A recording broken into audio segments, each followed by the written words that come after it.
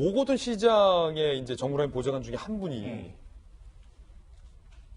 민주당에 있다가 부산시로 간 분이 있잖아요. 네. 야당에서는 그분의 존재도 문제를 삼는 것 같아요. 민주당에 있다가 부산시 오거돈 정무라인 보좌관으로 간 그분의 존재를 언급하면서 야권에서는 그런데도 불구하고 당이 정말 모를 수 있었느냐라는 주장이 야권에서 어제 나왔어요. 그러니까 민주당에서는 그 무리한 억측이다라고 반박을 했고요. 법무법인 부산 얘기를 하고 있는 건 조금 전에 윤 실장님 말씀하셨던 것처럼 피해자 중심으로 우리가 얘기를 하지 않았습니까? 여기서는 어느 정도 선을 긋고 그럼 이제 피해자가 아닌 가해자, 오거돈 전 시장 입장에서 한번 생각을 해보죠. 이때가 선거를 목전에 두고 있는 굉장히 예민하고 중차대한 시기입니다. 딱 일주일 전. 예, 그리고 사전선거가 바로 그 주에 금요일, 토요일에 사전선거가 진행되는데 선거는 우리가 정치적으로 굉장히 현장에 있었던 사람들이 느끼는 감정이라는 건 하루에도 중앙정치 뉴스에 따라서 그래프의 등락이 바뀝니다. 아, 실제 해보니? 그러니까 실제로 중앙정치의 뉴스를 보면서 그 다음날에 유권자들을 만났을 때 느끼는 눈빛이나 그 태도들이 시시각각으로 변하는 게 느껴지고 그러한 부분들이 바로 지난번 총선에서도 차명진 전 의원의 발언이라든지 통합당에서는 여러 가지 악재들이 사전투표를 기점으로 했을 때 쏟아지지 않았습니까? 바로 그 사전투표가 금, 토요일에 있었고 그 주 초반에 있었던 게 바로 오거돈 전 부산시장의 사건입니다. 그러면 가해자인 오거돈 전 부산시장 입장에서는 이 일이 벌어지고 나서 그냥 가만히 있었을까요? 상식적으로 생각해 봤을 때 이렇게 엄청난 일이 벌어졌는데 그냥 가만히 마지막까지 공증하러 가기 전까지 아무 일도 하지 않고 아무에게도 얘기하지 않고 그냥 가만히 있었을까요? 저는 그러기는 상당히 어려웠을 거라는 합리적인 추론을 해봅니다. 이 문제를 풀어가기 위해서 누군가와는 고민을 나눴을 거라는 생각이 드는데 우리가 더불어민주당이 지난 선거를 하면서 굉장히 거대 의석을 확보하게 됐을 때 과학적인 선거 기법 아주 치밀하게 하나하나를 분석하는 얘기들을 끄집어냈습니다. 선거에서 우리가 이 성추문 사건들은 사실 국민들에게 다가오는 여론의 형성에 굉장히 큰 영향을 미치는데 우리가 더불어민주당은 지난번 인재영입하게 됐을 때 인재영이 굉장히 박수를 받았어요. 근데 그러다가 원종건 씨의 데이트 폭력 사건이 일파만파 회자가 되면서 인재영입 문제가 쑥 들어가고 갑자기 오르는 휘청거리기 시작합니다. 그리고 그게 하루 이틀에 끝나는 것이 아니라 꽤 긴 시간을 가게 되죠.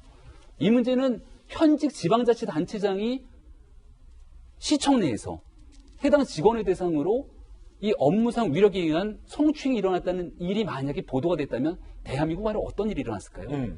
이런 일들에 대한 고민들과 사람들에 대한 추정이 있기 때문에 지금 오거돈 전 시장이 입을 주목하는 거고 이젠 피해자를 보호하기 위해서 피해자의 중심으로 되어 있는 여러 가지 이런 사건들을 다 정리할 필요가 있습니다. 이 얘기 끄집어내지 않더라도 오거돈 전 시장이 물은 됩니다. 예. 오거돈 전 시장의 휴대전화에 많은 것들이 있을 거기 때문에 그 사건 이후로 과연 오거돈 전 시장은 누구와 이 문제를 어떻게 풀어내기 위해서 일을 그동안 진행해 왔는지를 이제는 오거돈 전 시장이 국민 앞에 이야기해야 됐다고 봅니다. 아니 그러면은 김관섭 변호사님 검찰 출신이니까 오거돈 시장의 휴대전화를 확보를 해야 됩니까? 지금 이 상황에서 그러면? 근데 휴대전화 자체가 이제 범죄 행위에 제공이 되었으면 확보를 하는 게 맞겠죠. 그런데 이거 자체를 청와대나 여당에서 알고 있었냐? 이것은 사실은 중요한 사실은 아니에요. 그러니까 수사기관 수사의 대상이 아니라는 거죠. 그런데 지금 야당에서 문제를 제기하고 있는 것은 지금 총선 전에 오거돈 시장의 이런 강제추행과 관련된 부분을 청와대나 여당이 알고 있었다고 야당에서는 주장을 하고 있잖아요. 근데 제가 지난번 방송 때 이런 얘기를 했어요.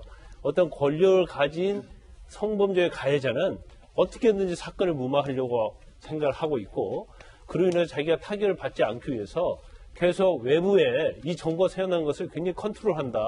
그렇기 때문에 아마 청와대나 여당이 몰랐을 거라 이제 제가 그런 얘기를 했었잖아요. 근데 지금 나오는 야당에서 문제를 제기하는 걸 보면 일단은 피해자가 추행을 당한 다음에 찾아간 곳이 부산 성폭력 상담소였잖아요.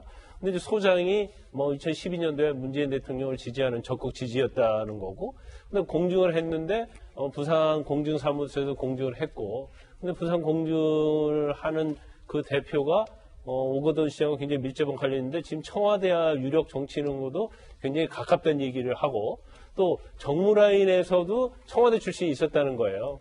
그러면 적어도 그중에 귀뜸을 해줄 수 있지 않겠느냐. 그런 좀 합리적인 좀 추론이 좀 가능하다고 보는데 근데 한 가지 좀 제가 개인적인 생각인데 그럼 청와대에서 일부러 알고 있었고 여당서 알고 있었다고 해봐요. 그러면 여당이나 청와대 입장에서는 이걸 발표를 해야겠어요? 그건 당연히 총선이 있기 때문에 그건 통합당 입장도 마찬가지일 거예요. 자당의 어떤 유력한 정치인이 저런 문제에 휩싸이면 그 정보를 미리 알았다 하더라도 이거 선거에 엄청난 영향을 미치는데 이걸 외부에 알린다는 것 자체는 기대 가능성이 없는 거죠. 그래서 저것은 음모를 우리가 들으면 굉장히 그럴듯합니다. 그렇지만 어떤 피해자 보호 차원 이게 너무나 그런 방향으로 가면 결국 피해자가 어떤 정치인과의 또 희생양이 될 수 있거든요. 그래서 이미 선거도 끝나버렸어요. 그럼 이걸 계속 문제를 제기해봤자 저는 개인적으로 볼 때는 오히려 피해자에게 2차 가해를 가하는 그런 상황이 올 수도 있다 이렇게 봅니다. 예컨대 그러니까 뭐 청와대나 민주당이 뭐 알아가지고 자진적으로 이제 신고했어야 되는 거 아니냐라고 주장할 수는 있겠죠. 하지만 근데 그게 가능하려면은 저도 김광선 변호사님과 생각이 비슷한 게 예컨대 피해자에 대한 압박이 있었다라든지 회유, 압박 혹은 어떤 언론이라든지 사법기관이 여기에 대해서 첩보를 입수해서 수사를 하고 있는데 거기에 외압이 있었다라든지 라고 하면은 일이 엄청나게 커질 것인데 지금 이제 야당이 제기하는 고리는 약간 거꾸로인 것 같거든요. 알았지 몰랐지. 그 다음에 뭘 했는지 알아보겠다라는 건데 야당이 만약에 그게 그 제기에 힘이 받으려면은 저는 뭐 외압 의혹이라든지 그런 거가 있다면은 힘을 받을 것 같아요. 아까 제가 그 민주당 출신의 그 정무라인이 오 시장에게 가 있다라고 했는데 청와대 출신의 네, 청와대 청와대 출신의 있다라는 거. 제가 한 가지 얘기 드리고 싶은 거는 예. 오거돈 전 시장은 사퇴하기 전까지 신분이 어땠습니까? 공무원이었습니다.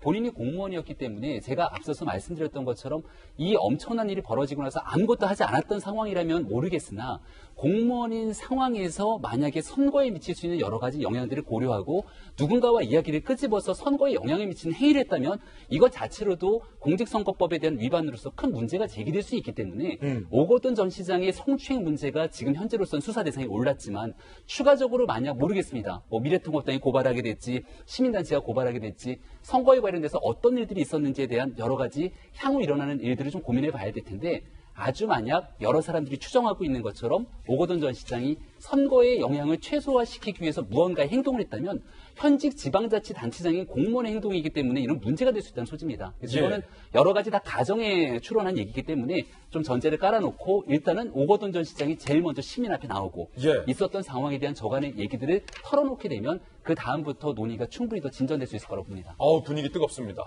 오 시장과 관련돼서 다양한 의견들 저희가 골고루 전해드렸습니다. 양측의 입장도 저희가 공히 보도해드렸기 때문에 여러분들께서 다 들으셨으니까 판단을 해주시리라 생각이 됩니다.